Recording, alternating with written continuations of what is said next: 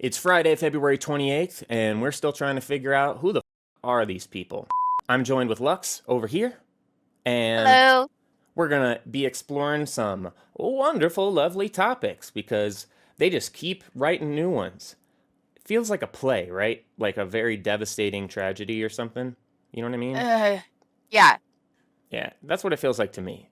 All right, first we're looking at this clip at the Idaho town hall of some woman who gets unceremoniously dragged out after voicing an opinion. Fair enough, she didn't raise her hand, you know what I mean? But what follows is a little bit out of pocket. So, yeah, let's check this out. Probably skip around a little bit. There's an opportunity for you to sound off, but not right now. And It's because not a town you're hall. not smart enough to know that, get him out. If you Dude, literally, What? like get out. What is I mean, that I'm body glad language? that I mean, Republican, obviously. Like it if you wouldn't have told me that they were actual security, I would have just assumed like a lot of people that they were just stupid idiots that were Right. manhandling this woman out for trying to talk about how women are dying because of their stupid abortion Just laws. random, Like, yeah, just some random Proud Boys, you know what I mean? Like, yeah. this guy in the middle, he looks like he's halfway through. Well, my cursor's not. Okay. Yeah, this guy looks like he's like halfway through like a meth binge. And he's like, I'm going to need to re up shortly, but this is wonderful. I just get that face from him. Is that messed up? You know, dragging a woman out of a town hall is messed up, you know? So I It's kind pretty of. messed up, that's for sure. All right. I teed you up for that one. So You you're did. welcome. Okay. So let's continue. Get up or be arrested. He's like, do you see me? When our nation You're insulting my fragile ego. there was some really You're gonna arrest her?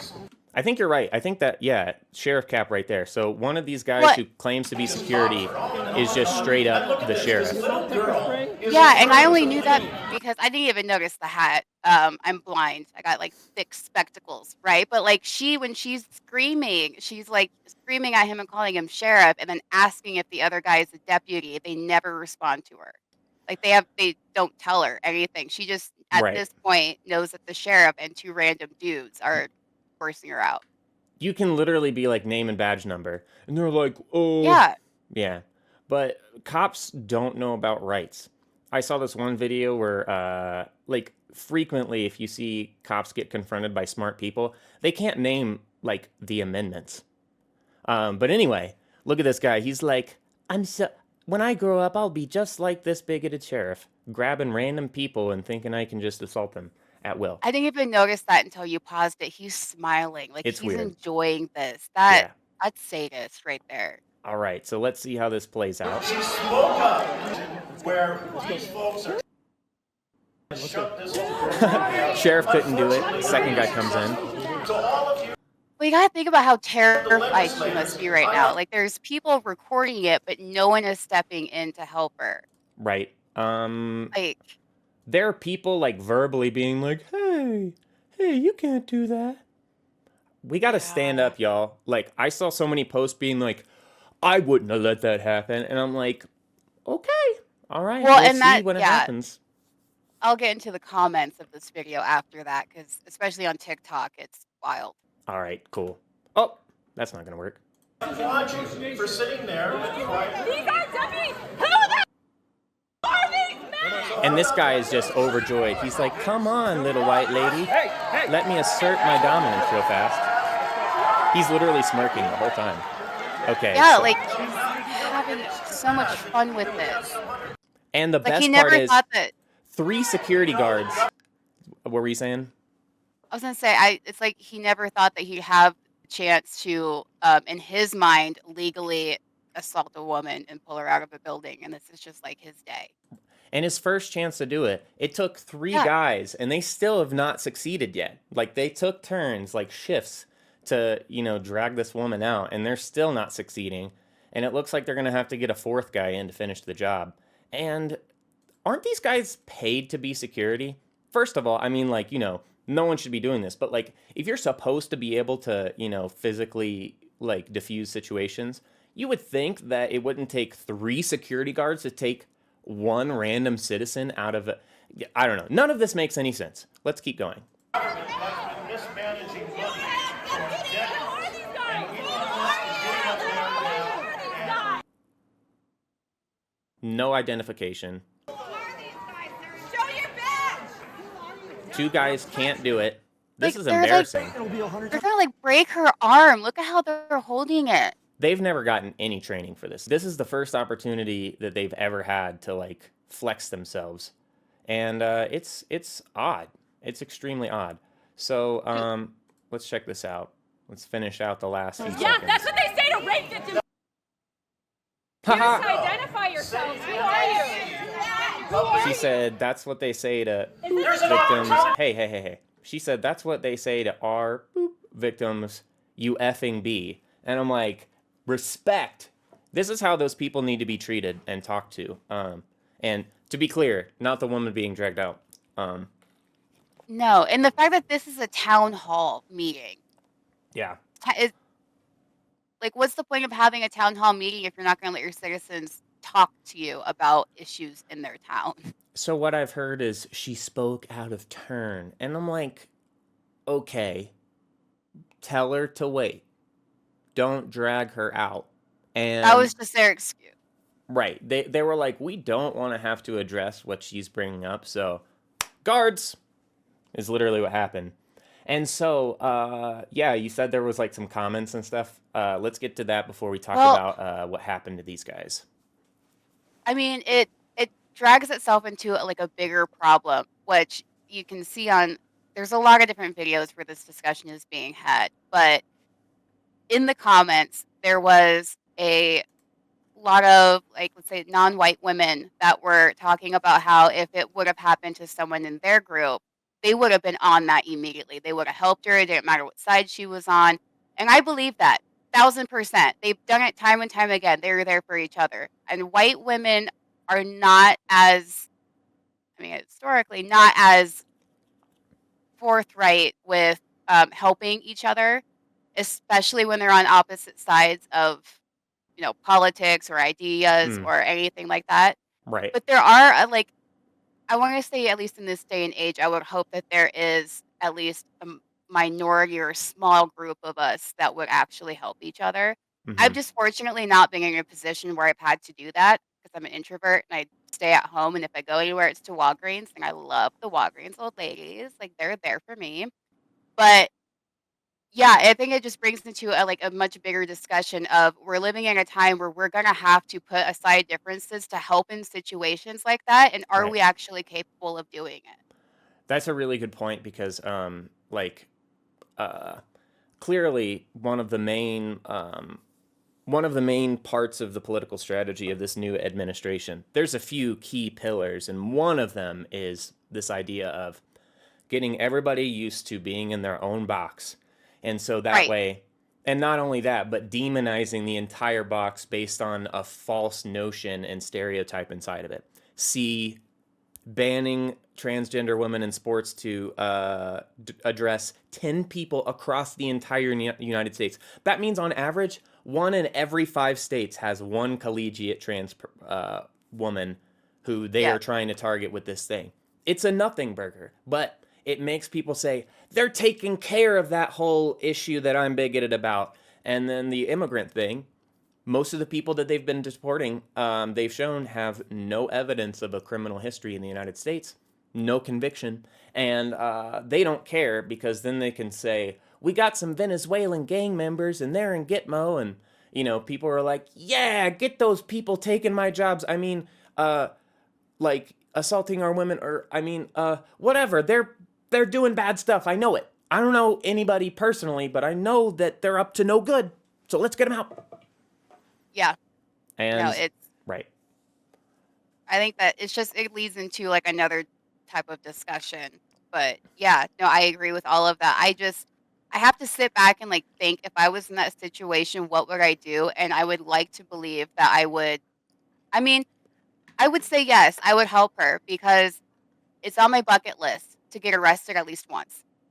Never been have a clean criminal record, and if I'm going to get arrested, it's going to be doing something right, like for a good reason. That means I gotta punch a cop in the face. We'll punch a cop in the face. Be careful. Be careful. You're gonna get some hardcore felony and stuff. You have to assault a citizen, and then they don't really care as much. They Yeah, are a yeah. citizen. Like, But if they don't have their, like, stuff on, like they did at the town hall meeting, I'm gonna assume that you're a citizen. I'm gonna punch this you in is the face. true. They were not. And yeah, so those two or three other guys outside the sheriff, they were just part of this contracted security group called Lear. And so, yeah, let's look at the follow up for this and see a little bit about how they handled it. And credit where it's due, they actually did something. So, Lear lost their business license. Like, they didn't just lose like the contract with the town hall to protect them. They basically like revoked their right to operate as a company. And, so this is including the fact that they violated the First Amendment, the woman's right to free speech. But also, like I was mentioning, one of the biggest things that made it cut and dried was one of the ordinances for security protocol in this situation is uniforms worn by security agents must clearly be marked with the word security in letters no less than 1 inch tall on the front of the uniform and no less than 4 inches tall on the back. And as you can see in this video, there is quite literally no marking on any of these people. They're just wearing black jackets. There's nothing going on here. And so that in and of itself got them fired. So that's kind of sick. Too. Like, I would, I don't have a lawyer, but if I needed one, he definitely would point this out. If I punched you in the face, if I was there and I punched you for doing that to that woman and you're in plain clothes and you wouldn't tell me if you were a deputy or not or security, you're a citizen. Right. Yeah. And so hopefully people actually get comeuppance. And my problem is I feel that, Trump looks at this sort of thing and he's like, but wait, I like subjugation of free speech. And then he tends to notice the worst actors and like vehemently support them until the tide turns. You know what I mean?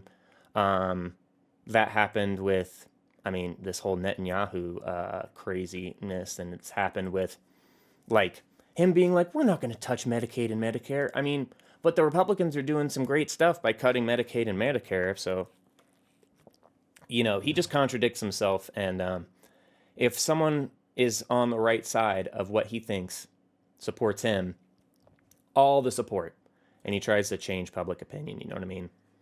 Random thought, but because you mentioned Trump and his stupidity, did you see the video of the French president correcting him and smirking as he did it, and then Emmanuel explaining Macron? to him, yeah, and What then was it? explaining to him what he said it was something about I think he said that the Europeans were lending money to I can't remember exactly who, but and they wouldn't have to pay it back or something like that. Or yeah, it was stupid. But the French president looked at him, looked at the camera, smirked, and then stopped him and corrected him and explained it all the entire time. He's doing it like he's talking to a child that he's teaching. All right. So I can pull up that clip real fast if we want to check it. Okay. Yes, that's the one. So let's put this back up here. So this is Like, the he just looks so aforementioned video. doofy and Also, yes. why do people sit like this? I don't know if my cursor's in the right spot, but why do people sit like this? Is not, both of them, he's leaning over. He's got like super spread. I don't understand this. Anyway, moving on. It's a great focus on I how well support you the got idea there. to have Ukraine. You said what? Look at my camera. What is happening? I don't know. I just noticed that you were looking at my water bottle on the wall. I didn't have anything to do with this. Oh, I see. There we go. Okay. Can you see this now? Yes. Okay. First, being compensated because they are the one to have lose a lot of their fellow citizens and being destroyed by these attacks. Second, all of those who paid for could be compensated, but not by Ukraine, by Russia, because they were the one to aggress. Again, just so you understand, Europe is loaning the money to Ukraine. They get their money back. No, in fact, to be frank, we paid 60% of the total effort, and it was through, like the US, loans, guarantee, grants, and we provided real money. To be clear, we have 230 billion frozen assets in Europe, Russian assets, but this is not as a collateral of a loan because this is not our belonging. So they are frozen. If at the end of the day, in the negotiation we will have with Russia, they're ready to give it to us, super. It will be loan at the end of the day, and Russia will have paid for that. If you believe that, it's okay with me. And it might have been the same press conference, but he also walked back the whole, hey, I called Zelensky a huge dictator. Didn't we talk about that in the last episode? I think so, yeah. Yeah. Call it. Yeah, so he literally, like, someone was like, so, do you stand by those comments about what you said about Zelensky being a dictator? And he said, did I say that? Yeah, he's just a joke. Yeah, I love how he's obviously thrown because he just got corrected on television, right? Yeah. But instead of just saying like, oh, okay, whatever, I was wrong, he's just, if you believe that, that's okay. Maha said, I'm not going to do anything. That That's may what be I would true. tell people. That may not be. I didn't read it. I have nothing to do with Project Emmanuel Macron. And did you hear about the Maine governor talking back at Trump during the governor's conference? Yes. Yeah, that was I've also seen a lot of TikTok edits about that, which are hilarious. I can believe that. Yeah, so that's some wild stuff these people are doing. And so let's see. Moving on, next I've got a interesting one. Let's go ahead. We're going to pop in some other fun, hilarious, extremely weird, and ununderstandable things going on. I mean, it's understandable, but it's not imaginable. You know what I mean? Like I was saying, like, you wouldn't write this stuff. But we currently live in an administration that is putting the CEO of the WWE, who has no education experience, in charge as the Secretary of Education. So moving on from that, Kash Patel, who's a tech bro billionaire, tied up with your Peter Thiels and your J.D. Vances and all of those. Can you see this article? He wants the UFC to officially train FBI agents in martial arts. And you're like, what's the big deal? Well, first, it's UFC.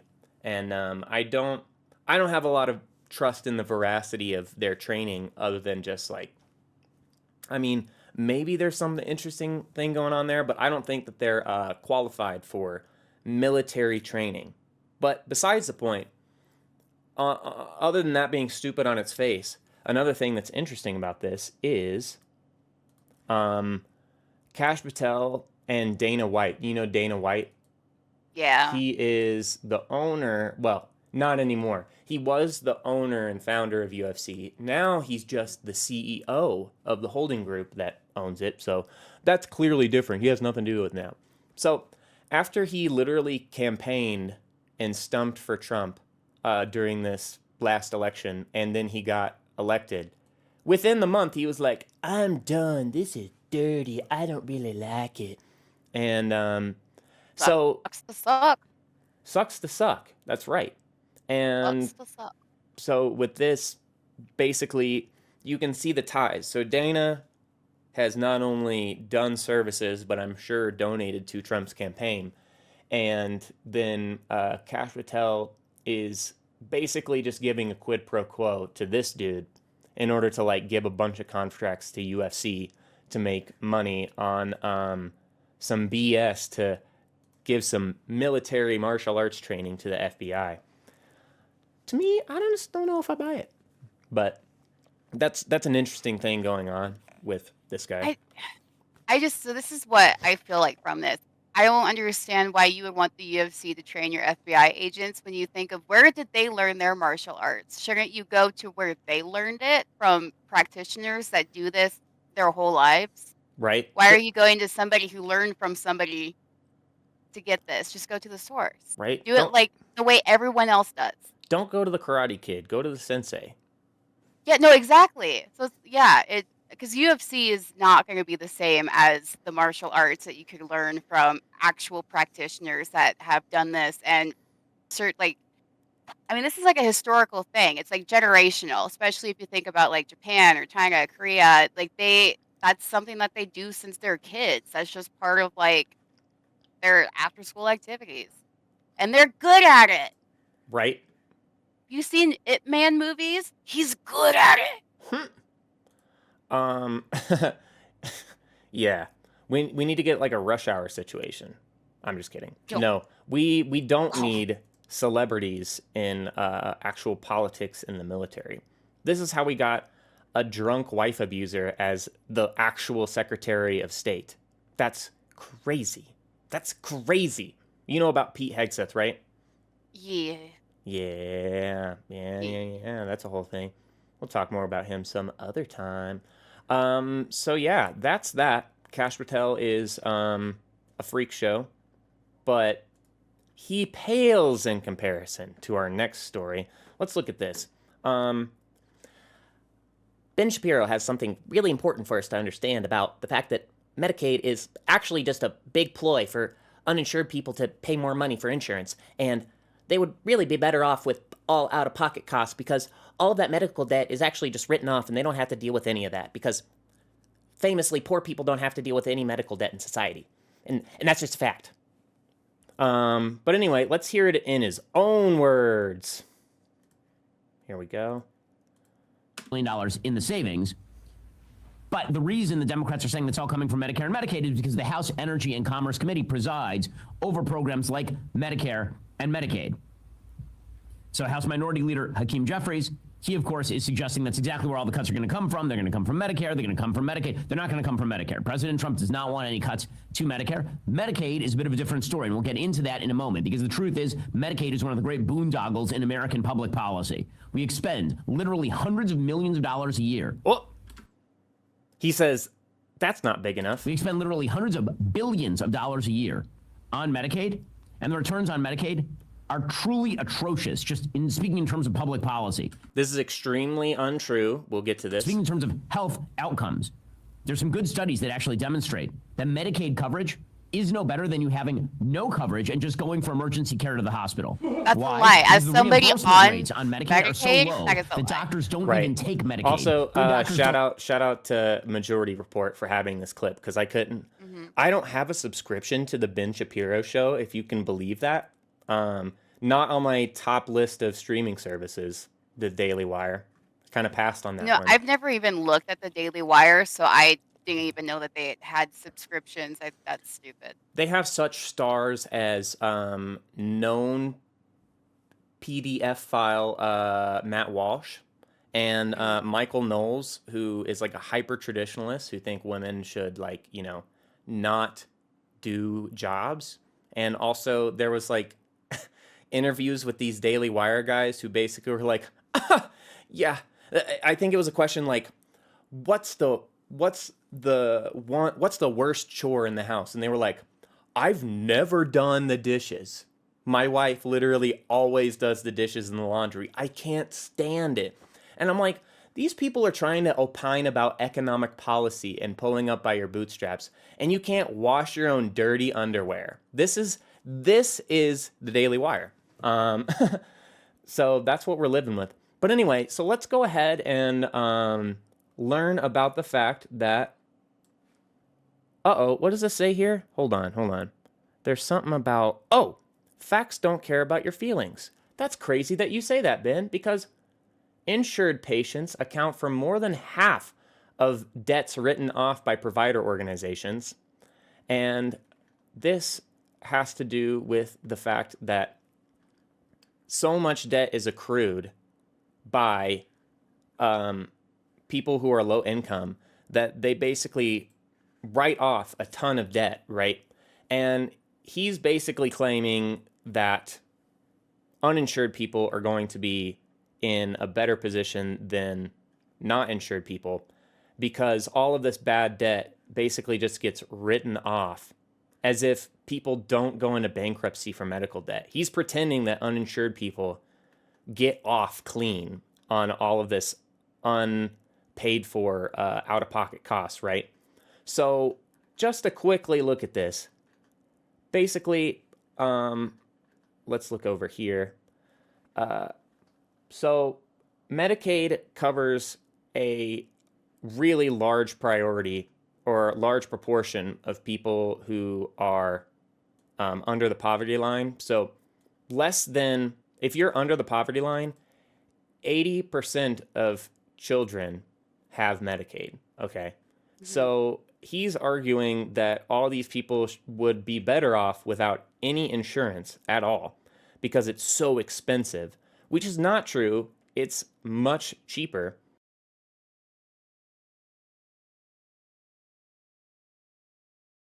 A large body of research shows that Medicaid beneficiaries have substantially better access to care than people who are uninsured and are less likely to postpone or go without needed care due to cost, which reduces costs in the medical system because you have more preventative care and less acute care. But they don't know how to factor in any of these things into, health prognoses for people on it. Medicaid eligibility during childhood is associated with positive effects on health, including reducing avoidable hospitalizations, which reduces the cost of the medical system. But anyway, this guy keeps claiming that somehow having Medicaid is as bad as or worse than having Medicaid, which is crazy. I've been on Medicaid when I was a kid, and guess what? I wouldn't have had food without it. It's kind of a interesting proposition that this guy has for us. And Will say though, like I will insert kind of in there when you were talking about like Medicaid and being able to find providers and getting all this preventative care, it is actually quite difficult to find a provider that will, like a doctor that will take your Medicaid. When I moved out here to Colorado, but especially here in Pueblo West, I had a car accident in September. I couldn't get in to see a doctor until they found one for me until October. And then I couldn't see a specialist until January. Like right, there's certain providers that will take Medicaid because of the cost difference and the fact that they're not getting a lot of that money that they would get from someone that has like a private insurance, that they're kind of rare. In certain areas, whether it's like rural, I have trouble with my R's, or like small towns, like countryside, whatever. You go towards Denver and to like the bigger city, you might have a couple more options, but it was not fast medical care at all. And then when I finally did find one, yeah, it's great, but I still have to wait months to go see them because they will push me back until they have an opening to put people that have private insurance and to get a little bit more money for that. right. Like when I went to go try to see my new neurologist, he canceled on me 3 times. I can believe that. I had an appointment set in November for January, and then his office called and told me that he scheduled a surgery on the same day as my appointment. This is a month in advance, 2 months in advance. So he couldn't schedule it on another day. I got pushed back. Yeah. And then and then I was gonna say, when it comes to like medical debt when you're like uninsured, they did not write off my medical debt. I had medical debt for about 10 years now, and thanks to a random charity called Undo, I got a random letter in the mail that was like, "Hey, we were looking through. We saw you had medical debt because it was under this amount. We just paid it off for you." And I have it pinned up onto my whiteboard. Wow. It was just random. But yeah, they never cleared that for me. I had that on my credit report for the last decade. That is wild. So, like another thing to consider with this is you bring up a great point as far as the disparity between coverage of Medicaid and to an extent Medicare patients compared to private insurance. And this is one of the big problems is that private insurance companies get first priority and it gums up the system in ways that basically reduce health outcomes for everybody involved, because you have people who are trying to make as much money as possible on this system in order to pay back their extensive $100,000 plus medical debt because we have a for-profit education system that doesn't prioritize like educating the populace and making like high quality jobs easily accessible to people who would otherwise use the education and like get those jobs. They're prohibited by this medical debt. So the people who like go into it, they come out with like 150K in medical debt. So they get this like grind mentality where they're only looking for the high paying customers. And if it weren't for the fact that you have to literally steep yourself in like unimaginable amounts of debt just to start in an industry, well, now you're breeding doctors who are just trying to get as much cash as possible. And instead of caring about the prognosis and the health of their patients, they're just thinking, okay, what's going to be the best, you know, like, I don't want diminishing returns. I want easy patients who give me lots of money. And so by prioritizing profit over the health and access to healthcare, everybody's screwed up in the system. And so Medicaid gets to take a back seat.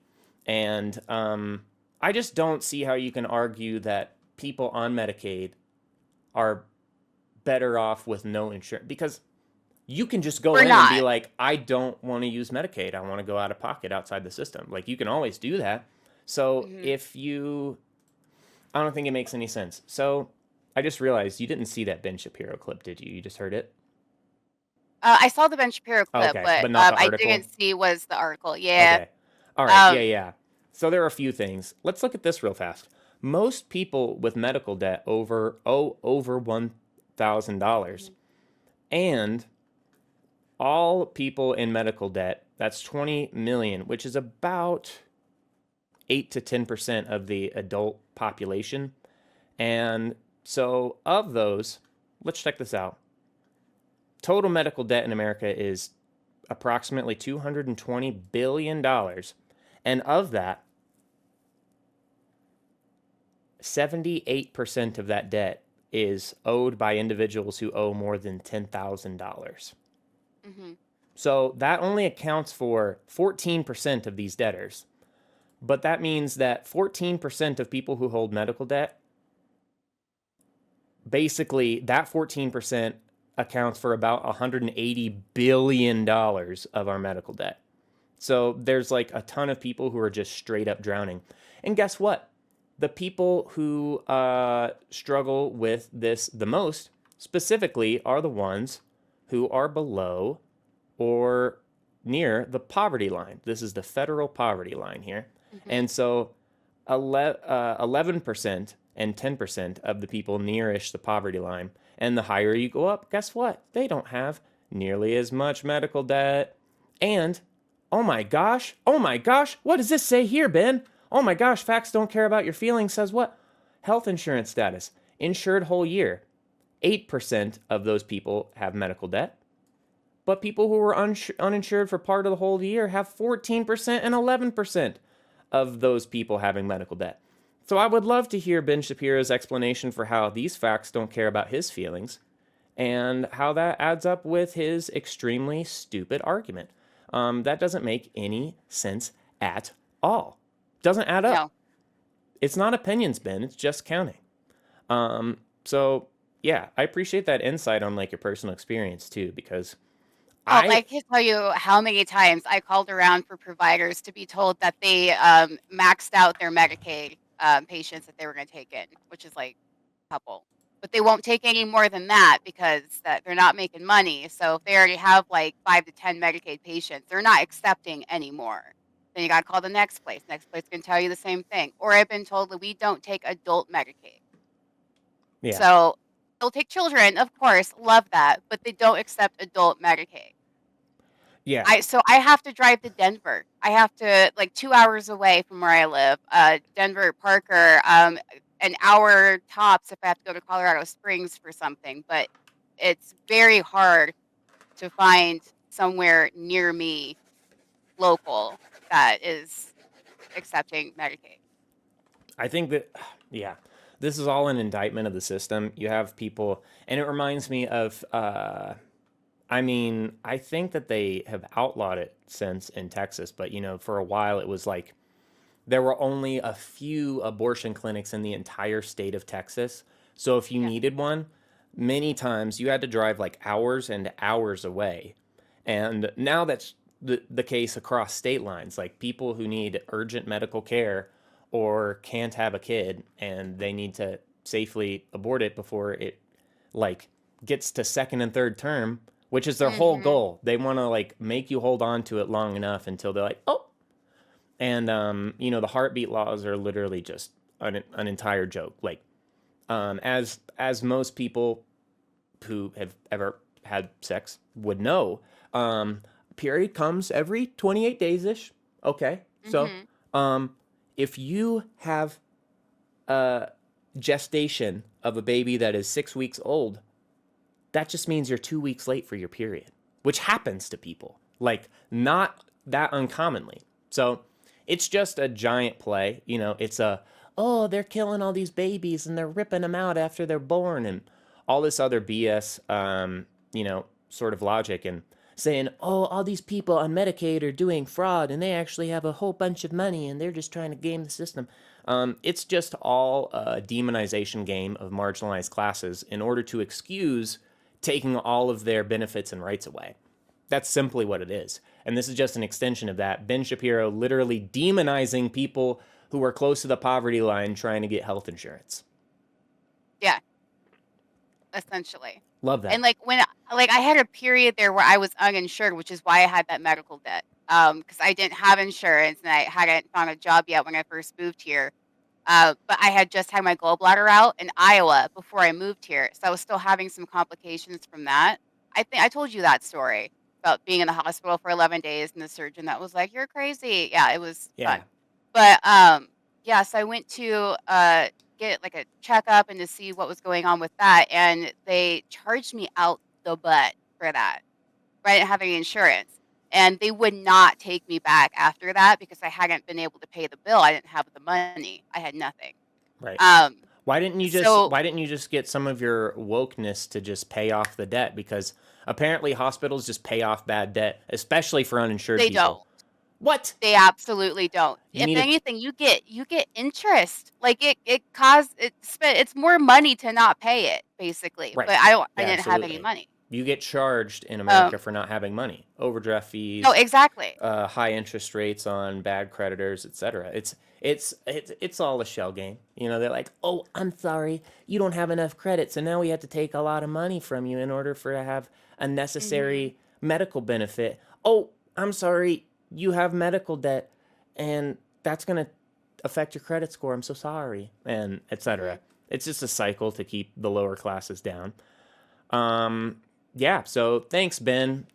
You're keeping us going. I'm gonna revoke my insurance right now, and I'm just gonna go to no insurance because it sounds like a pretty sweet deal.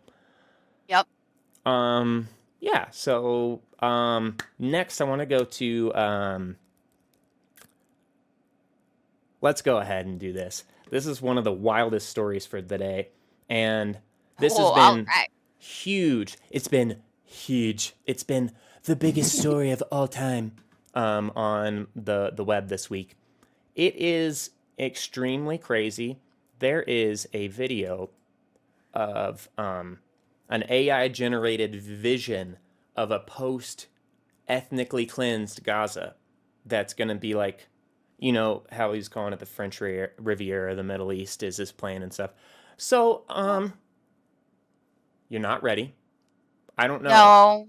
I don't know. I'm going to play the whole thing, and then maybe we can dissect it, because you just have to... This is 30 seconds, but... Whoo! Okay, let me pull this up. Can you see that? Yeah. Okay. We just discussed it already. Yeah. Buckle up.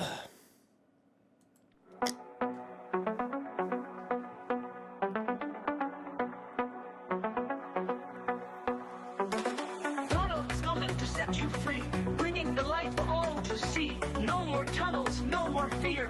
Trump Gaza is finally here. Trump Gaza Sorry, was that shining men with bright. beards? Golden Yes. future, a brand new light. Feast and dance, the deal is done.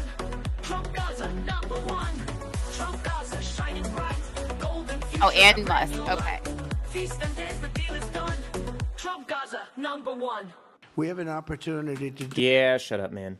I didn't believe you when you said it was from actual Donald Trump, but then I looked in the corner and saw that they tagged it at real Donald Trump.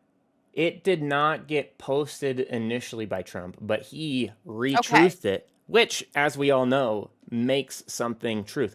And yes, look, men with beards.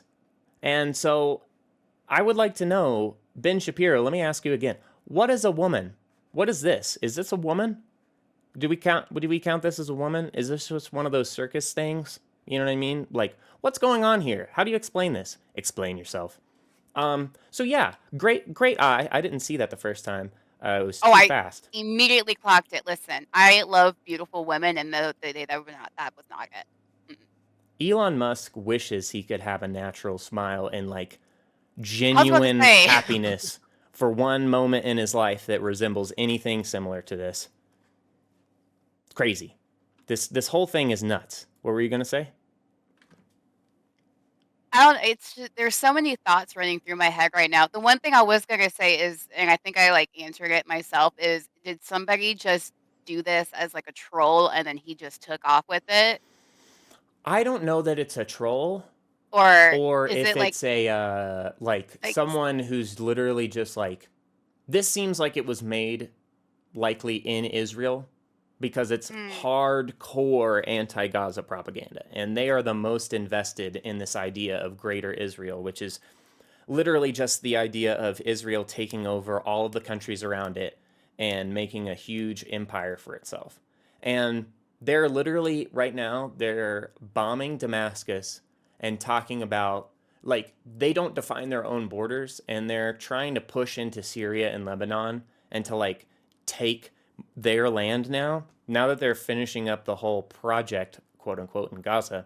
They're literally like, I'm hungry for more. Let's get more. I'm so hungry. It's demented. But also, I just had to pause here because you know what I'm about to say.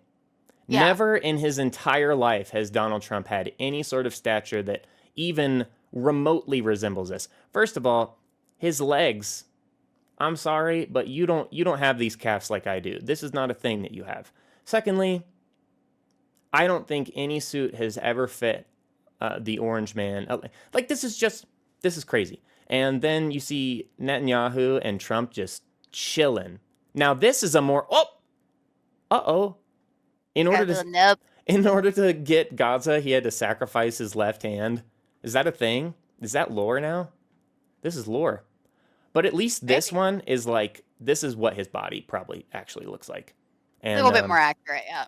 We're getting close. You know, maybe AI is improving over the span of this one video. But yeah, so there you go. Like Trump Tower, except Trump Gaza.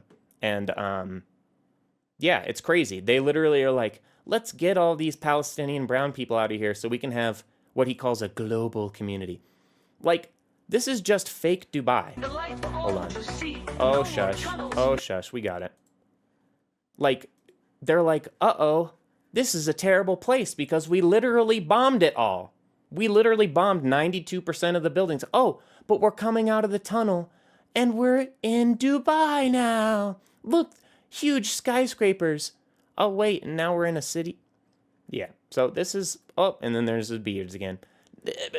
This is just a fever dream of these people who are white Christian nationalist Zionists, and it is terrifying, as well as it is, it's you know, it's self-parody, but it's also like, what is happening? This is the whole point of this podcast, that video.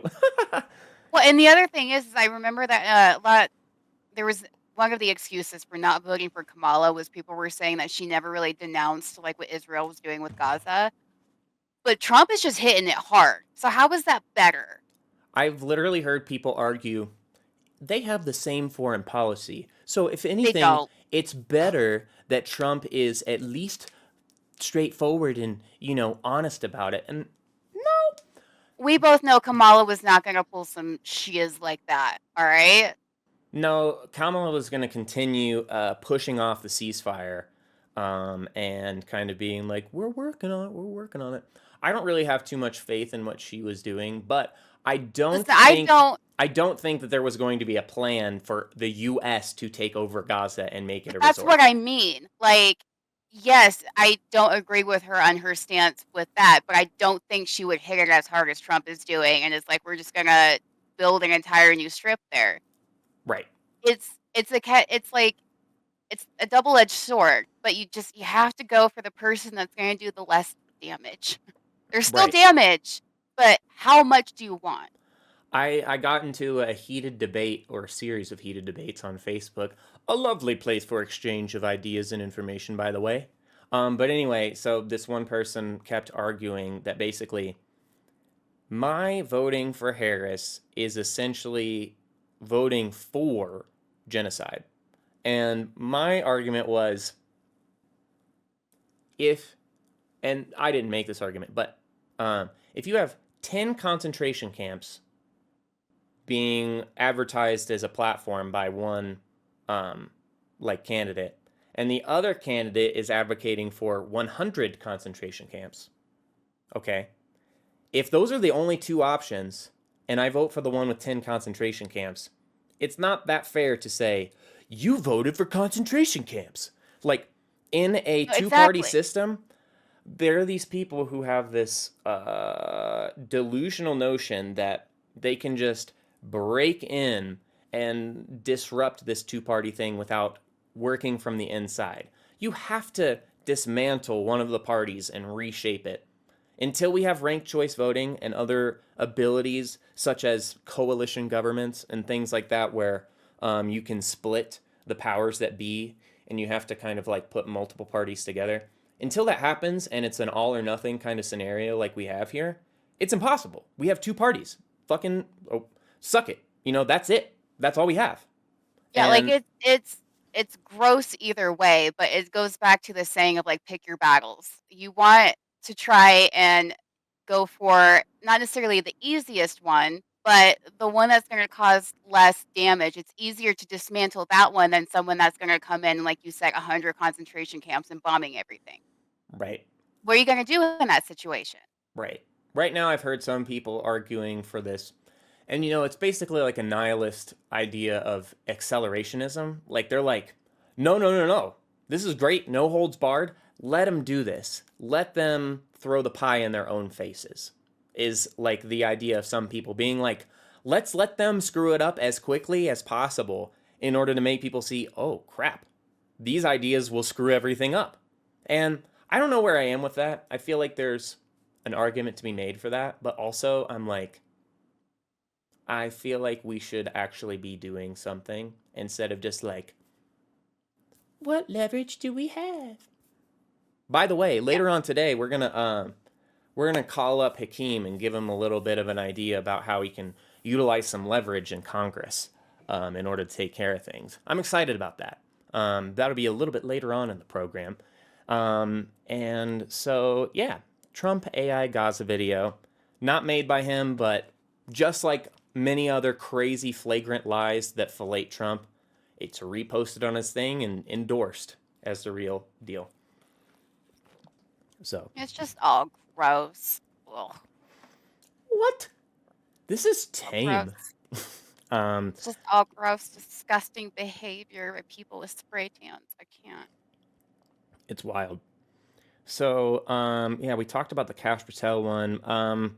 Another thing I wanted to cover is we didn't talk about Jeff Bezos yet. We should look at that. As some people may have already been clued in. So, Jeff Bezos owns the Washington Post. He was the owner of Amazon. I think he's still the CEO. Whatever. He's one of those like, I don't own it, don't look at me, but he still owns it. And he's a 100+ billionaire, and he's talking, every year I'm going to spend $1 billion to work on getting to space. And that's going to be his like life's philanthropy.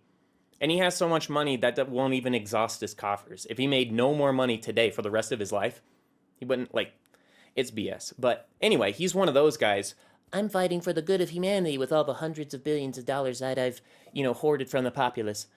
And so anyway, back in like late October, right before the election, going against their previous sort of like tradition for a number of decades, the Washington Post announced, "Hey, we're no longer going to endorse we're not going to endorse any candidate for this election."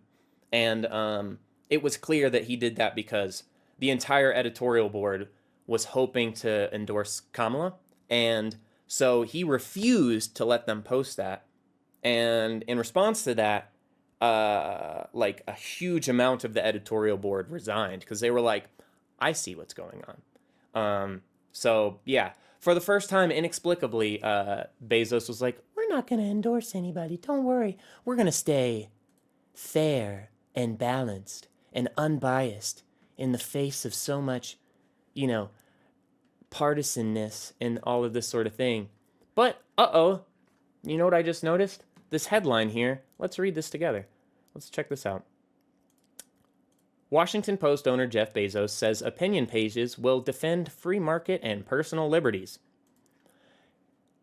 He argues that now that he owns this, he's going to shift the ability for op-eds to be opinions of people, and he's going to make it so that viewpoints opposing the pillars of free market and personal liberties, libertarianism, will be left to be published by others. It's almost as if it won't be an opinion editorial article. It will be a Bezos article sort of situation. And adding that the new topics are right for America, I also believe that these viewpoints are underserved in the current market of new ideas and news opinion. The number one news network in America by viewership, by far, is Fox News, which isn't even news. They literally say, hey, we're not news. We can say whatever we want. We're entertainment. But they are the number one watched news network in America. And so there's this false idea of, oh, the mainstream news, like it's all this liberal-led, garbage. And sure, there are outlets that would probably lean more neoliberal left. But the reality is, who's in charge of like what's actually being watched? Joe Rogan, Fox News, The Daily Wire, like all these ones, Tim Pool, who literally get money from Russians and then say, guys, I was the victim. I'm so sorry. I didn't know that all of that mysterious money coming from an unspecified donor, all those millions of dollars I was getting a month, I didn't think there was anything, weird about that. I can't believe that it was given to me by Russians who just happen to think my opinion is extremely aligned with theirs. But yeah, so now Jeff Bezos has said, guess what? No more opinions in the opinion articles in Washington Post. So love that for our democracy and expressment of free opinion. Yeah, that's gone. We're in the era where that's no longer a thing. We're post First Amendment. We're also post law, and we're post logic, and we're post truth. So we should take advantage of that, kind of. Maybe if you can't find them, join them, Let's flip right now. Let's jump on the right side. Get some Russian money really fast. I could use it. Oh, I was like, I'm agreeing with you. And then you said that, and I was like, oh no. I need something to pay my Medicaid bills because I'm a worthless freeloader. So that's that. And then, that's most of the stories I had for us on this podcast today. But real quick, let's also look at another fun conflict of interest while we're at it. Let's see. We're on our camera. Perfect. And so, I don't have too much on this, but that story about Elon Musk deciding unilaterally, hey, this whole Verizon having this huge contract for the FAA to establish new communication systems. That seems weird because it's not being funded towards my SpaceX, and my Starlink satellites are going to be so much better in the sense that I own Starlink instead of owning Verizon. And so, he's just demonizing. This is the guy who can't count and tell the difference between 8 million and 8 billion and doesn't know the difference between 16 billion and 56 billion. And he also doesn't know how generalized facts work. And like he literally is like, some of the things I say will be untrue, and that's just like oh, I'm so fallible, but listen to everything I say because I'm the biggest genius in the whole wide world. And yeah, so they're just unabashed. They know what they're doing, and people just eat it up. That's the part that blows my mind is like sycophants of Musk. It's like, what do they call it? What's that fallacy where, the sunken cost fallacy, where basically they're like, when you're at a casino and you put in quarters and quarters and quarters and you're like, okay, I've put in like $25 in quarters. My wins, statistically, they're coming up any second now. And sorry, that's not how it works. Like, when events are independent of each other, there's no correlation. A bunch of failures and lies from Elon Musk doesn't mean, oh, soon it's going to be all good. Suddenly things are going to be, he's going to say something right and do something good eventually. And, he might have done that whole thing on the stage with the questionable thing that I definitely don't think was a problem, but some people had a problem with it. And he definitely did that thing where he ousted all these federal workers that were going against all of his stuff and stuff. But like, this is for the good of the government. Soon those egg prices are coming right down. I went to Safeway yesterday, and the cheapest dozen of eggs was $9. Yep. $9. Which is insane. Yeah, it's crazy. It's out of pocket. And literally. Yeah, taking everything out of my pocket. But yeah, so that is that. And yeah, that's some of the news. It's impossible to keep track of everything. I just offhand mentioned, oh yeah, Israel's bombing Damascus, NBD, nothing crazy there. Yeah, it's wild. We are going through times here, and it's good that we're catching up on some of them. Yeah. There's just so much to keep track of, and every day there's a new headline of something completely out of range that I just, Right. It just goes back to, I think, where I said last time, it's just so surreal to think that we're living and alive during a time like this that we would learn about like when we were kids in history class. Yes. You would never think that we would be witnessing what we are now. Yeah. Right. And I totally agree with that. Steve Bannon, who is, part and parcel with this whole thing, and whoa, just got out of prison for doing some illegal stuff involving the government. That's crazy. But let's move past that. He would never. No. But anyway, so he literally stated, like, their whole strategy is every day they do 3 crazy things that are just unbelievable and extremely easy to sensationalize, or not sensationalize, but just publish as is like the story of the day, right? And so the media grabs onto one of them and then runs with it. And then they get to sneak 2 things under the radar every single day. And, it's really more than that. But that's their whole strat, is overwhelm the news cycle with, like, so much bad stuff that they can get away with strategically what they want to at any given time. So we're counteracting that.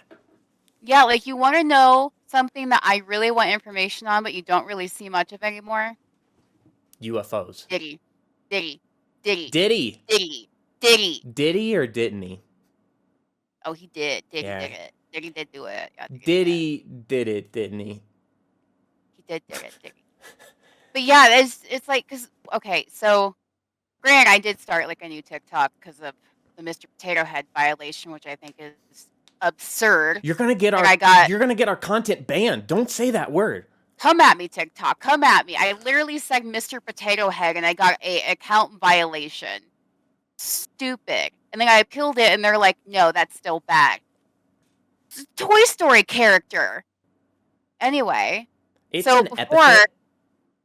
Yes, but and mind you, even when I still had the old account that I had curated and built my FYP on and whatever, after that 12-hour ban, I stopped seeing anything about the fires in LA and I stopped seeing anything about Diddy.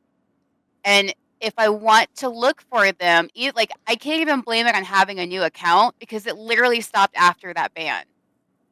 That's It's and crazy. which goes into like a lot of people kind of have theorized in this like conspiracy type thing that the reason for the ban was so they could scrub the TikTok of that stuff and then put it back up.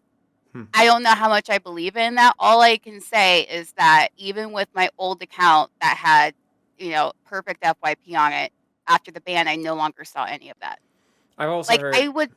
Oh, I was just Oh, gonna go say, ahead. I've also heard people kind of like similar argument, basically like when Trump basically like kind of put him in a chokehold with the whole situation going on, and then so graciously undid the ban. I think at that moment they were like, "We're playing on the good side," kind of like with all these tech billionaires being like, Zuckerberg was like trying to do the whole fact checking and like COVID vaccines are good and like actually trying to counteract some misinformation.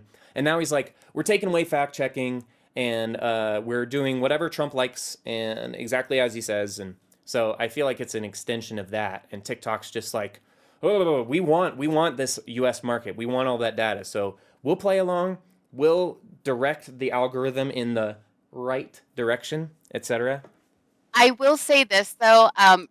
I am waiting for the new apps to come out, and then I'm gonna decide if I'm even gonna keep TikTok. Like there's one I follow on Discord because I'm waiting for it to come out for people with Android. It's called 3.5.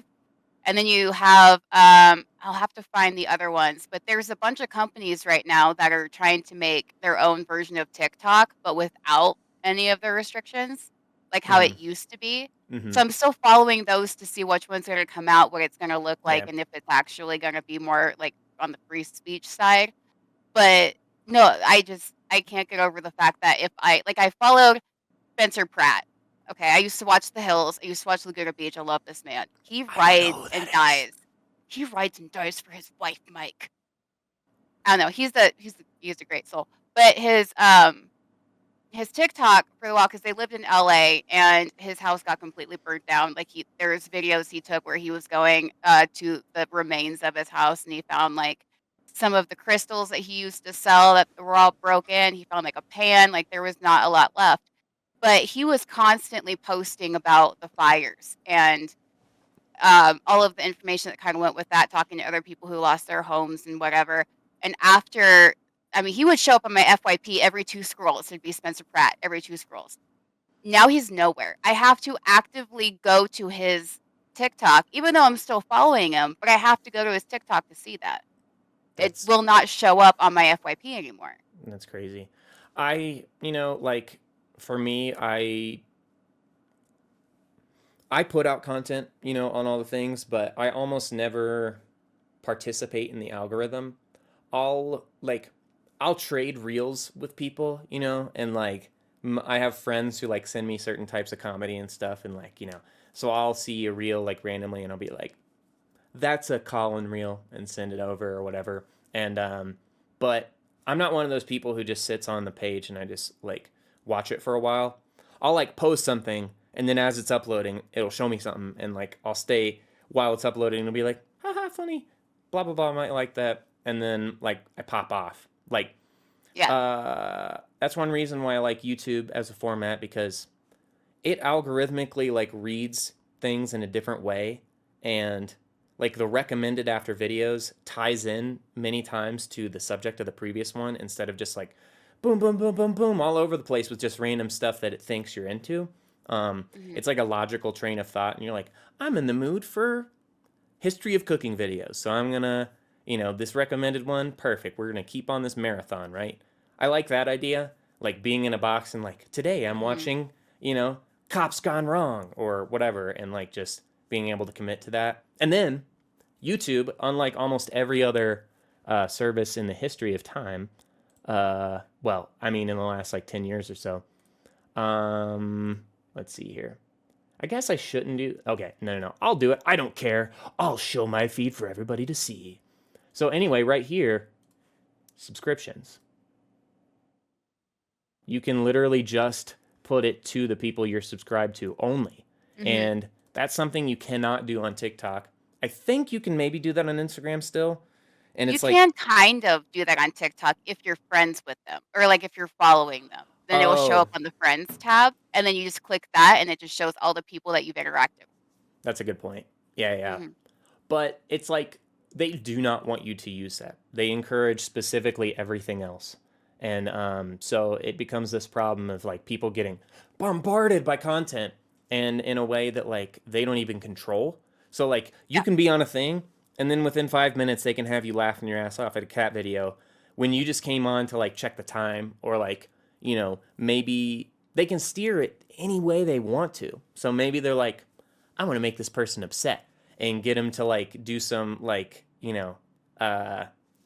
emotional reactions to some videos they don't like. So we're going to send some stuff they're not going to like their way because we know they engage with stuff they don't like and all that stuff. And gosh, it exhausts me. And when I see it happening, I'm like, no. And I put the phone down.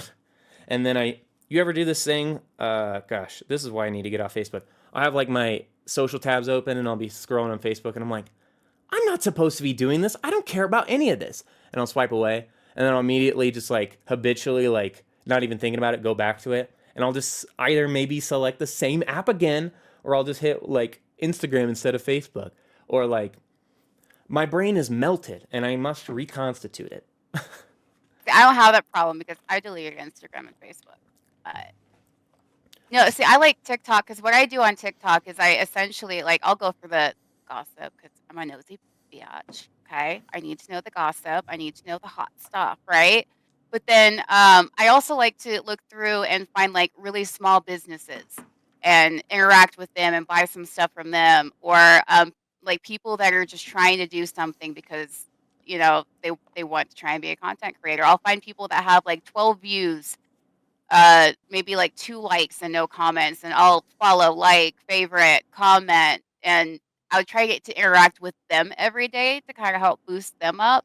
But I really like finding those small businesses that aren't really taking off yet, like Sushi Glow Cosmetics. This young woman makes all of this in her house, and it's probably the Today's best episode is lip stain sponsored I've by ever Sushi had. Glow. It is not, but perhaps one day.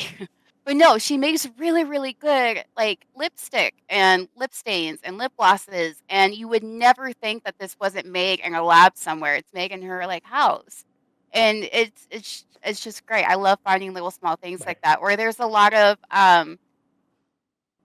really beautiful Black women that have their own little small businesses on there. I love promoting those up. I like buying from them. If I see like those little microphones, I bought like a little microphone that you can plug into your phone because I thought it was really cool. Oh, But I yeah. went out of my way to find somebody else that was doing the same thing to buy from them instead of buying from like this bearded white man whose only video is, I got this off of TikTok. Not you. You're not creepy. Creepy ones. Where like most of their videos are thirst traps, but then they have like a couple commission videos where they're like, buy this mic and you can be just like me. No, I would rather not buy it from you. I'm gonna go find someone else more deserving and I'm gonna Right. buy it from them. Fair enough. You are an Yeah. algorithmic Robin Hood. Because I feel like I would want someone to do that for me. Or when TikTok came back, there was that whole mutual for mutual thing, that trend that was going on, where it's like follow for follow, you follow me, I'll follow you. Right. Nobody ever followed me when I followed them though, so I'm gonna have to say you didn't listen to your own trend, even though I followed you because you wanted me to. All right. But Drama. also, I don't care Call 'em that out. much because I actually do enjoy their videos. I found one this morning of this sweet lady that is starting a podcast for herself. It's called Love Selfishly, and it was just so heartwarming and wholesome, and I will be following her. But I was the only Nice. one to like comment on her YouTube and her TikTok. I feel Right. bad about that. Many people like either don't understand how algorithms work and like read engagement, or Yeah. people also don't care. And like so many people I see, like the only way they have learned and know how to interact with something is by like roasting it or like hating on it. And like hmm they think that that's like cool to do. And you can tell that it's like a 15-year-old boy Yeah. You know what I mean? Like, it's almost always just some, like, I'm not going to say incel, but someone who, like, has too much time on their hands and doesn't have a lot going for them, or they're just peed off at the whole world. And so they channel it by, instead of looking at stuff they like, they enjoy roasting stuff they dislike, and that's it. But it's funny because they are unintentionally helping those creators because it reads, oh, this content garners engagement. Let's send it to more people like them. And then so it creates this like hate bait train. And so they write on that. And so they know when you get mad at something. Like all they know is, all they care about is, does this make someone watch it? Does it give them screen time, active eye time?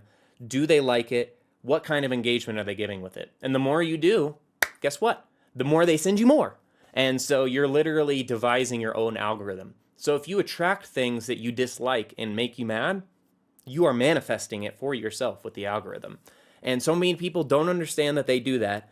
And they think that TikTok's just full of stuff they don't like. And they don't understand that they're helping the people that they don't like. Like, it's funny. Like to any me. engagement is engagement. You know, I would take a mean comment if it meant they were engaging with me. I would just not read it. Just be like, oh, okay. The first two words I don't care for, so skip, scroll, whatever. Not going to read that essay.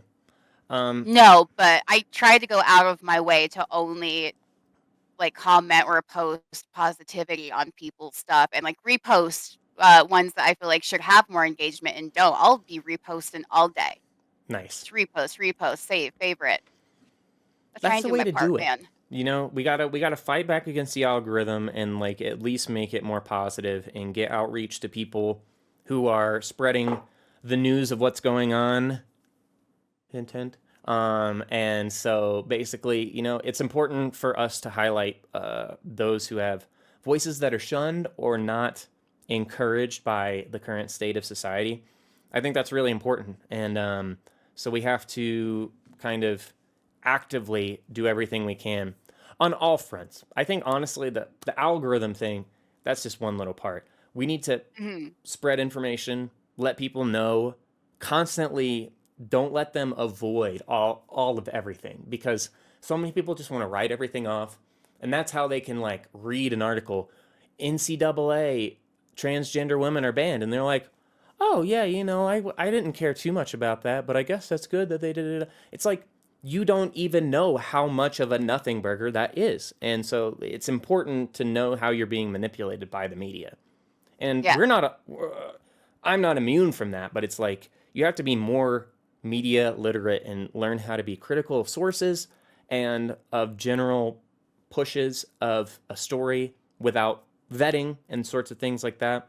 It happens all the time. We're human, but you have to Yeah, like accept I've it. gotten into the habit of anything I see on TikTok, like media wise, that seems way out of pocket or just like absurd.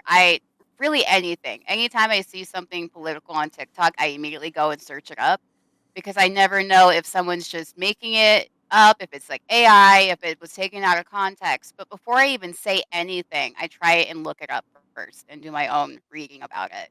Right. Because there are times where I have seen something and then been like, "Oh, this happened," just to learn that no, that didn't happen. It was taken out of context. And then I just started getting into the habit of going to Google because it's a great source. Right. It's a Used it. good way to find sources. And it's important to have primary Yes. sources. Like you'll read an article and it'll say some stuff, and it could be coming from a biased sort of perspective. And then you have to like check their sources and see if they're honestly interpreting what information is out there. Right. One thing that was really funny to me, this is just an aside, and then we're going to move on to the call segment. Yes. Um, Yes. But like, you know, I get into these debates with people online, especially on Facebook, because I just love having the exchange of ideas and making them make a fool of themselves by having no argument. I love it. It makes me happy, and it's a good little practice for sparring. Except I'm hitting down on toddlers. But basically, you know, there are people arguing, oh, you know, all sorts of like fake facts about illegal immigrants and trying to demonize them and say that they're doing things that are bad for the country and they don't even know anything about what they're talking about, or with the whole Medicaid cut thing that's been going on. I'll see if I can Mm. find what they were saying, but they were trying to argue essentially, well, they might have deleted it.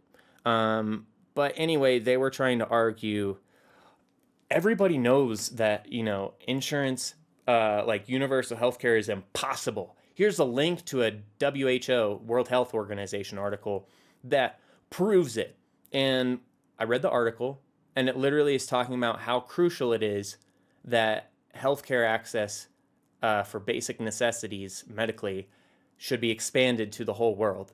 And it chronically lists, or it like systematically lists all the obstacles in the way, like high costs and privatization. It basically says, hey, there's this whole problem where billions of people are not having access to basic medical services, and much of this has to do with costs and the fact that it's being charged money, by. And so the entire argument was exactly against his point. And I basically was like, you didn't even read the article. This all argues against everything you're saying. And then he basically responded, oh, that's because that's propaganda for the... And I'm like, you linked an article in support of your opinion, and you did not even read it. You have lost. Right. Good day, sir.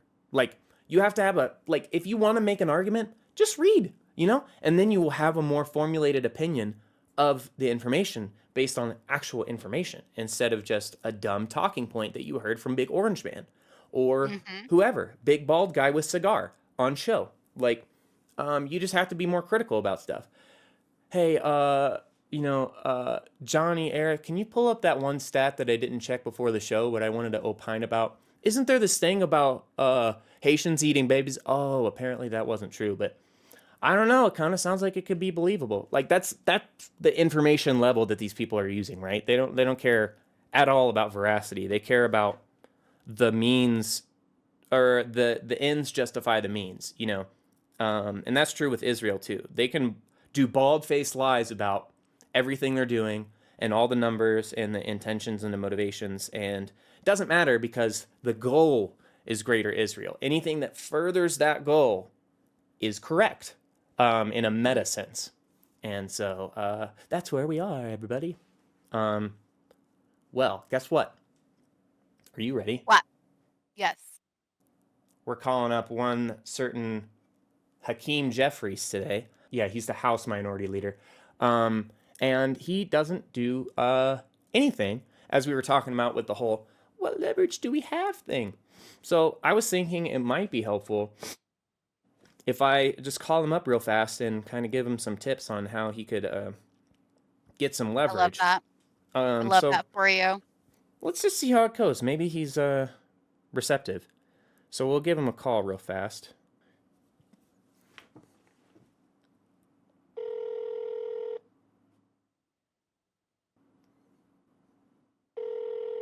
Oh, they're not picking up. Crazy. It'll go to, a mail. I know this game. We've played this before.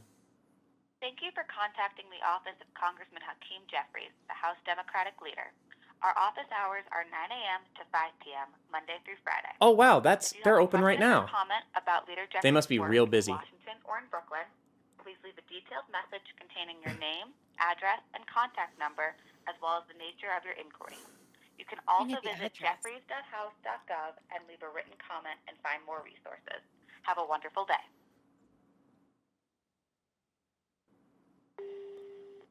Hi, my name's Mike Rayleigh, and I just wanted to call in because I saw that Hakeem Jeffries was really struggling with knowing what to do with the state of our system and how we can fight back within the legal realms of the system. And I heard that he was specifically having trouble finding what leverage we have. And so I was looking up online, and apparently there's this thing, and it's really cool. I looked it up, and it's called a pulley. And so apparently there's this system called a pulley, which has some ropes and some wheels. And apparently you can use it to transfer power and lift things easier. So apparently OSHA knows a lot about this, and it can really help you kind of pull yourself by your own bootstraps and kind of take everything you've got going on with your position of power and maybe turn it into something that's useful. because I know you're really struggling understanding, your basic job functions and how being a House Minority Leader works in general. So I thought I'd start you off somewhere with maybe trying to do something. And if you do something, studies have shown that apparently something is better than nothing. So I was thinking maybe you could go to Amazon and, kind of get a good quid pro quo with Jeff Bezos, get a little pulley system. Maybe he like lifts you into the higher realms of society. Or you could work for Doge and you could cut your own job, because we're looking at, inefficiencies in government. And if you're not able to do anything, why are we paying you? You know what I mean? Like, I'm just trying to cut as much waste from the government as possible. There's And 10 seconds of recording time left. I feel like you're kind of having trouble doing the whole your job thing. So anyway, if you've got any ideas about the pulley system, let me know, and have a great day. Goodbye. Okay, I hope that gets through to him. That could be useful for I the love how future. you were rudely interrupted by the answering machine lady. That She's happens. like, you need to hurry this up. Yeah. We That's- got things to do. In the past, there must have been somebody who just called in and like let a deadline go for hours just to fill up the box. Every rule's written in blood, as they say. And so I was also, I wanted to call up one of my old representatives from my home state. He's a senator named Tom Cotton. And so apparently he had voted for this this this Senate bill to basically let a rule that was going to charge companies for methane output, like pollution, and they went ahead and rescinded that for free market purposes. So basically they were like, you guys throw out all the fart compounds that you want into the atmosphere when it comes to producing energy and, creating jobs or something. I don't know what the argument is, but let's see. I'm trying to pull up let me go ahead and pull up the relevant. Here we go. We're cooking. Okay. So there was a resolution providing for Congress to disapprove and reject the ability of the EPA to charge for waste coming from natural gas systems, and also a charge on methane emissions and other greenhouse gases that would be imposed on the oil and gas sector for their operations, right? So he wanted to make sure the free markets were justified in not charging those companies for polluting our world with greenhouse gases that are extremely potent. Did you know methane is approximately 50 times more powerful than carbon dioxide at creating the greenhouse effect and warming the atmosphere? Well, I definitely know that I'm lactose intolerant, and I know how powerful my methane is, so I can just assume.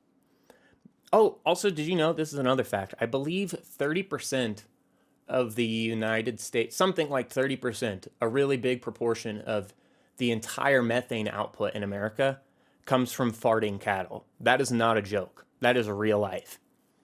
So like the agricultural industry is who they really need to be charging. They need to measure those cow farts and send them a bill. So anyway, I want to talk to Tom Cotton and appreciate his, his standing up for free market ideals and fart smells. So I'm going to go ahead and call his Little Rock office. Power to the cattle.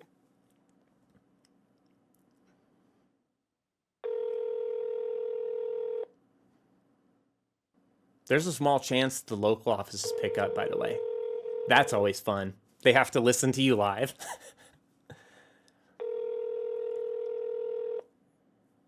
Sorry. The office of United States Senator Tom Cotton is not available. Record your message at the tone. When you are finished, hang up or press pound for more options. Hello.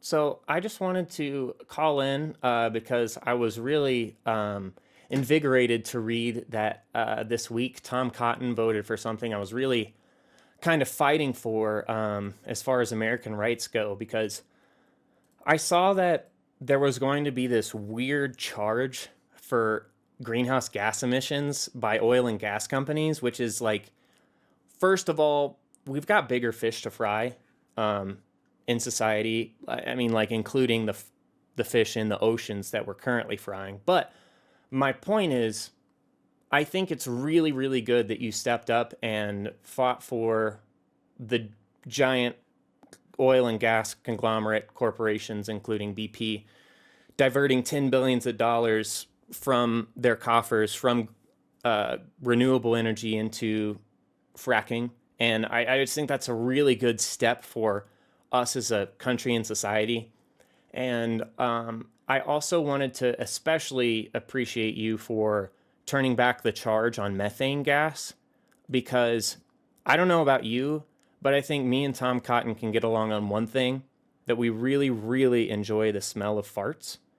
And I think that that's really crucial to have, an effervescent, pervasive, viscous, and visceral kind of like constant smell of poopy duty. And so, this message, press pound or hang up to play it. Okay, I might have got cut off. To re-record it. I think we're good. I think we got the point across. Okay. Well, anyway, thanks so much, Tom. You did so much for everybody. Goodbye. To send this message. They didn't like that you said poopy doogie. They said cut off. We can go as far as you ripping on my principles, but talking about poopy duty, sarcastically. I would love it if somebody was like listening to like the answering machine as you were leaving that, and the second you said we both enjoy the smell of our farts, they said, they were like, cut this. Yo, that's funny. Now I'm imagining like one of those old school 90s answering machines, like just on the bedside table. Ooh, I have a conspiracy you can like research and try and solve. Uh-huh. So my mom, okay, in our district, Jeff Hurd is like the one that's representing our district, right? My mom has been trying to like call him or email him anything, right? To get to like at least say her piece. But every time she calls any information or the numbers or emails or anything for Jeff Hurd, it goes straight to Lauren Boebert. What? She's not in her district. Yeah, I'm she's not like even kidding. isn't she in like northern Colorado or something? Like Fort Collins or some crap?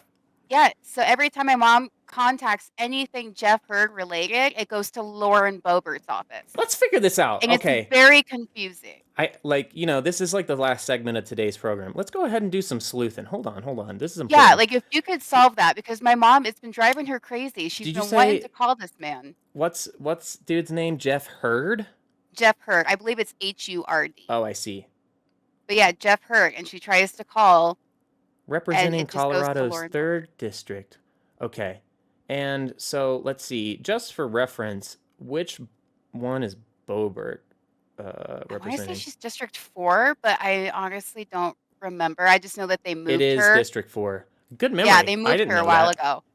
I only know that because in our district, I at least try to keep up on what's happening here in Pueblo. But yeah, I know that they moved her because of the whole Boobygate. So. Boobygate? You don't remember that? She was, she was caught in like a theater. I want to say it was during was it like a Broadway show or a musical or something? But she pretty much had her boobs out, and she was giving the guy next to her a handy. Hey, yo. So they ended up moving her to a different district after that whole fiasco. But I was just about to move there and vote for her just based on that. Well, you still can. I just know that when we try and contact Jeff Hurd, it goes to Lauren Boebert. I am going to try. There are 4 different numbers. And I've got the one and I was going to say, I'm not sure which one she called, but she made it seem like she called a lot. So I don't know. We're getting through. All right, let's call Jeff Hurd and see if he can hear. See if it goes to him. Yeah. That's a dumb last name pun. Jeff Hurd. If it goes to Boebert, I'm going to have a meltdown on the call. It's been driving her crazy.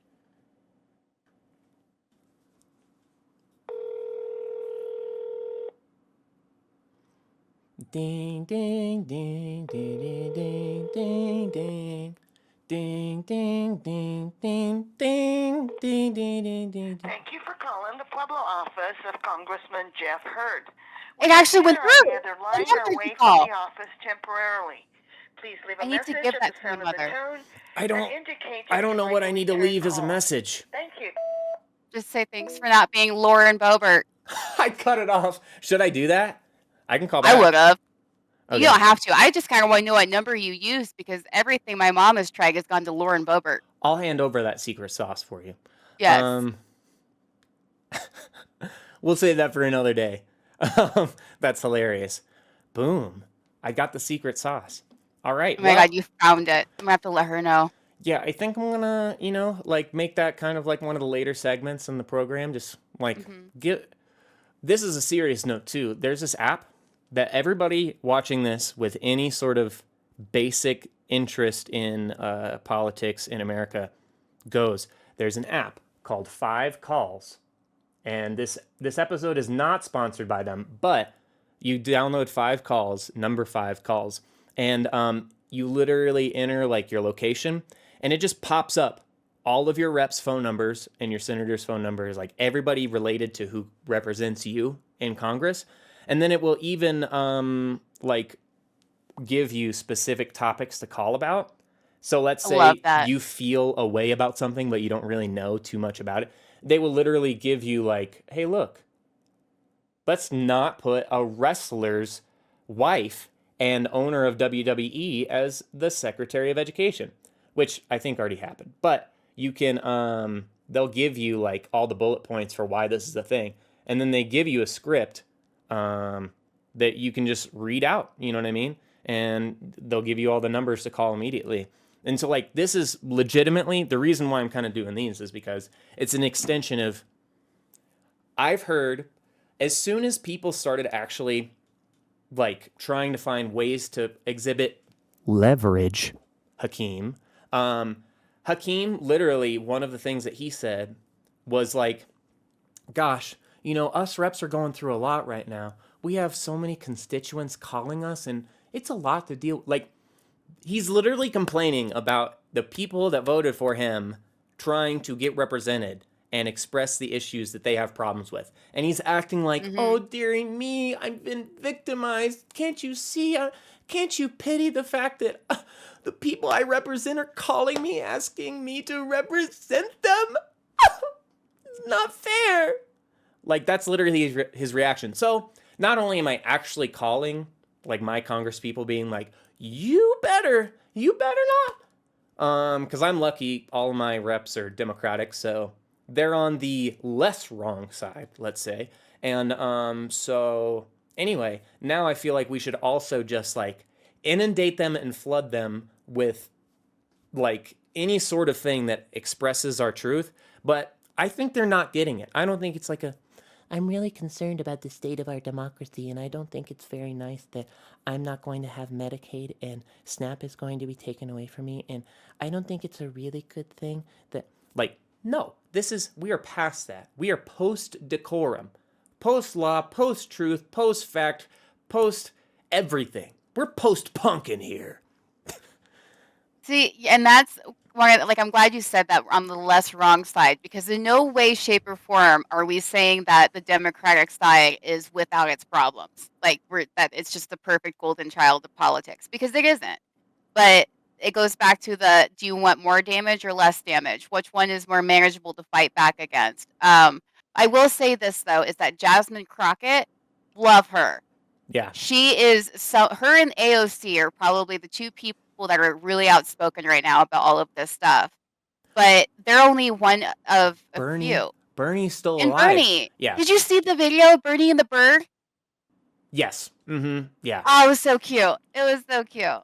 We love us. That was 2020. Anyway, yeah, I mean, I'll just say while we're on that subject, like, I was a Democrat going from before, like, through Obama's second term. By the time I was able to vote, like, around that time, and I was, like, coming of age, I was on the Democratic side of things, and I was more of that happy-go-lucky, we're on the right side, and as things go along, you learn more, and, like, So that's my thought, is like they are the lesser evil. But on top of that, Yeah.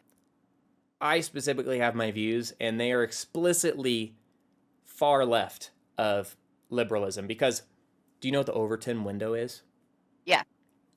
The Overton window went from here to out of frame, or let's say over here. Like, it's not visible to like actually what the center should be regarded as. So like Democrats are like, Reagan would be like, that's a Democrat?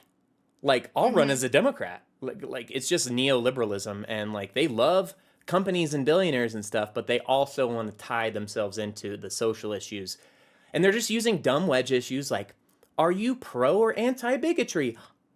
And like, it's important, but it's also not relevant to the laws they're passing, generally speaking. Like, Right. all this stuff that they're putting out about, you know, the transgender stuff and the immigrant stuff, it's all a cover. They're not actually thinking trans people are taking over. They know the stats. They know 0.5% of America is identified as trans.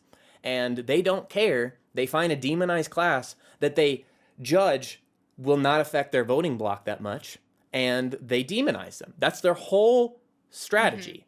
And so anyway, I think it's important for us to kind of fight back against that. And so just to be clear, I am basically like a democratic socialist. I think capitalism, regulated, like heavily regulated, is a good thing. I think people should be able to make profits, have their own businesses, make things of themselves, and profit off of their contributions to the world. I don't believe in oligarchy, and having billions of dollars inherently makes you a smart person with money, or in general. And I just, right, like my view is like, no one should be a billionaire, Medicare for all, like, or just in general, universal health care, and no private option BS. Health should not be privatized. Services should not be privatized. These should be guarantees. And there are people like the CEO of Nestle who thinks that water is not a human right. And these are the people we're fighting against. And, right, like, a Democrat's just saying, oh, you know, let's regulate how much Nestle takes from the LA water table. No, it's like, shut them down. Sanction them until they do not exist. But anyway, that's my thought on it. Just to clear up for the comments, you stupid liberals. No, liberal is an epithet. I am on the left. That's the way. See, and that's why, like I mentioned before, is like I'm like a registered independent. Okay, I don't choose Republican or Democrat, but I also know realistically, like there was one year that I voted for Gary Johnson, which was independent. But now that I'm older, it's like realistically, I know the only two parties that people are majorly voting for that has any kind of impact is Republican or Democrat.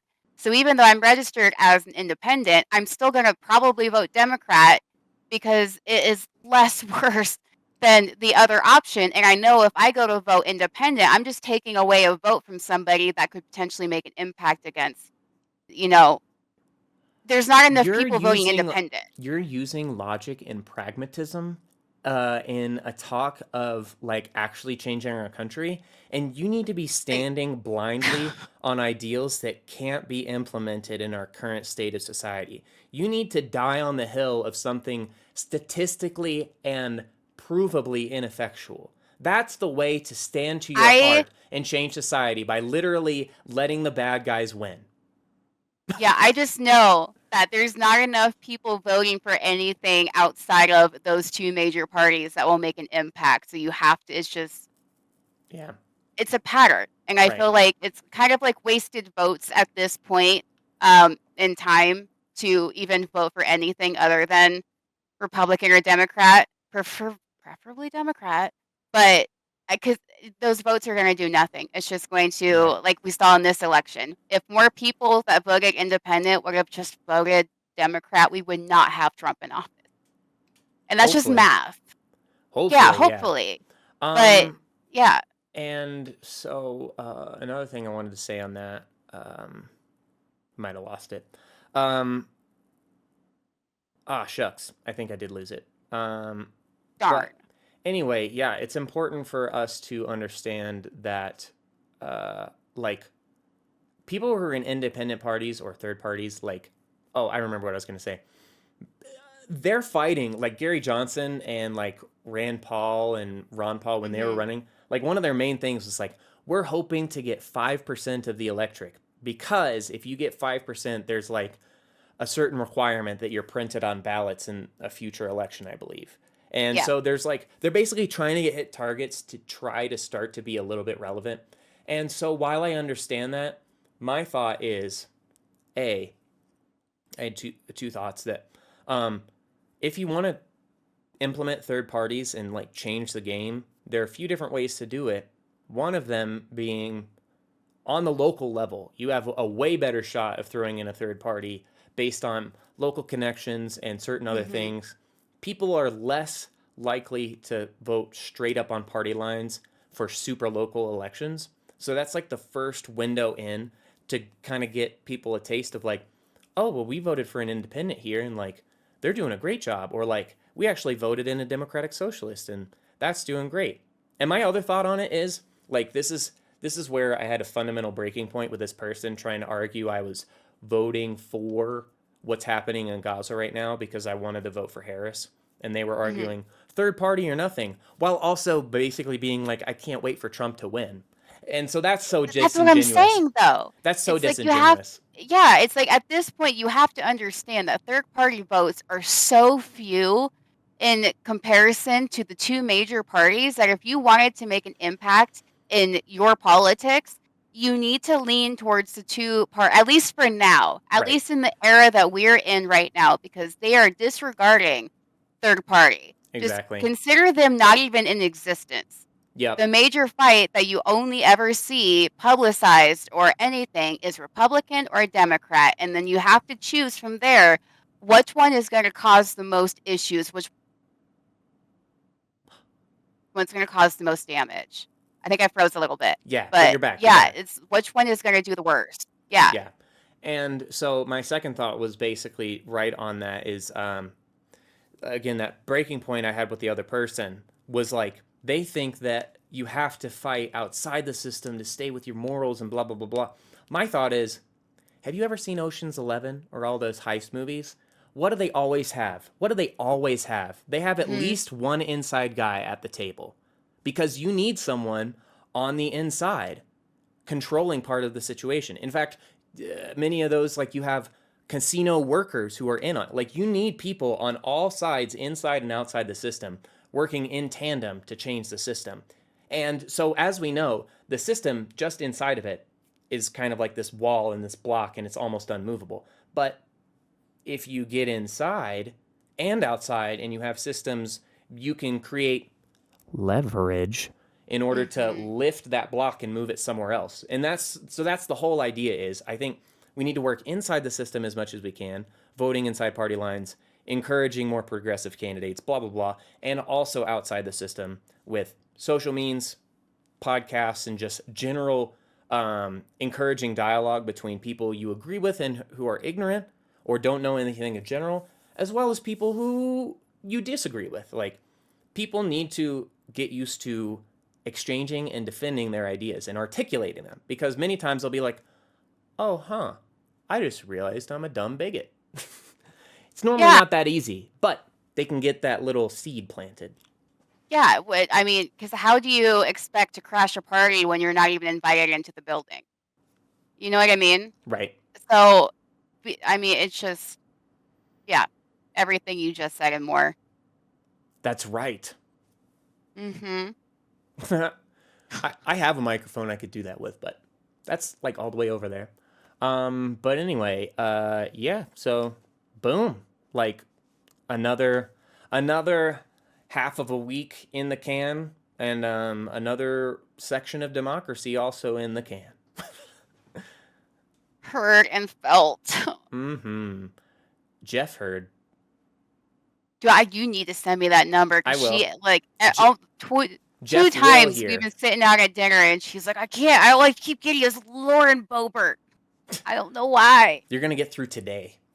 Today's the day. Need that number. Yeah. Well, yeah. So come Monday, we're gonna have more stuff to cover, I'm certain. And yeah, things are changing so fast that I had like stories written at the beginning of the week that either finished or like were flipped because they're always like, oh wait, maybe we shouldn't have fired all those nuclear directors. Oh wait, actually some of those FAA people were actually keeping the planes up. Oops. Oops. My bad. Yeah, I'm not taking any flights for a while. Yeah. No I'm chances. gonna road trip. Plus, I enjoy road tripping better anyway. Yeah. Because I love when you're driving on a long stretch and you're like, oh, there's a random, like if I go back to Iowa, I always pass by the Dutch Museum. That's like I'll just stop in there. I'll go Yeah. look at some clogs. Great. I love it. It's always the most weird stuff in the middle of like nowhere in like Oklahoma. They're like the world's largest German Stein museum, and you're like, why is Mhm. that here? But I gotta see it. And I got time because I'm on my own time. Right. Yeah. You don't got to make a flight and stuff. Nope. Well, sweet.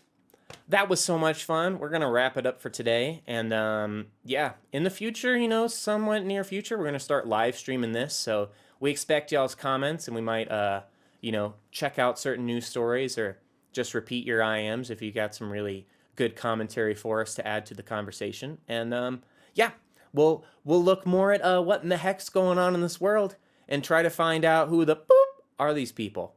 You know what I mean? We'll get there. We'll figure it out. One step at a time. Anyway, yeah, you want to sign us off?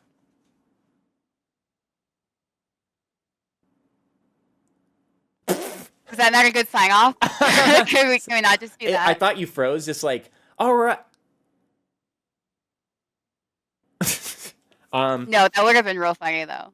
Sweet. Well, yeah, we appreciate y'all tuning in. We'll keep on rocking.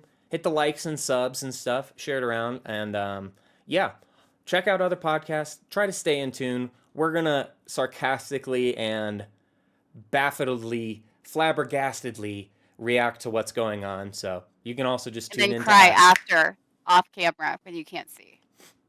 I can hardly hold it in anymore. People were like, oh my God. I see people be like, it's so fun to see y'all freak out. And I'm like, like, the world is freaking out. I'm just laughing at it. Like, people are like, just one Nazi literally controls the government and you guys just freak out. Super woke of you. Like, I can't even, like, believe it. Like, next you're gonna be, like, offended that, like, he was born and raised in apartheid and, like, got all of his money from, like, apartheid emerald mining and stuff. And it's like, chill out for just a split second. Dude, his own country doesn't want him to come back. Okay. Right. That speaks volume. But yes. Yeah. Here we are. But anyway, yeah. Love y'all. Thanks for tuning in. And we'll catch you some other time around Monday. Goodbye. Goodbye.